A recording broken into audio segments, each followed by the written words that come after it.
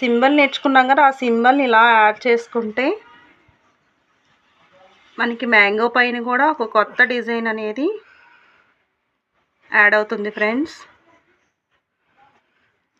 అలానే సర్కిల్ కూడా మనం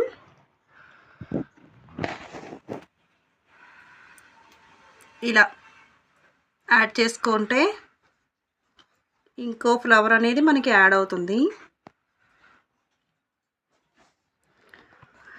నెక్స్ట్ మనం డ్రాప్లా కూడా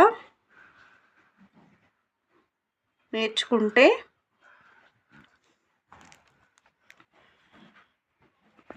ఇంకో ఫ్లవర్ అనేది మనం యాడ్ చేసుకోవడానికి బాగుంటుంది. ఈ డ్రాప్ని ఇట్లా టోటల్లీ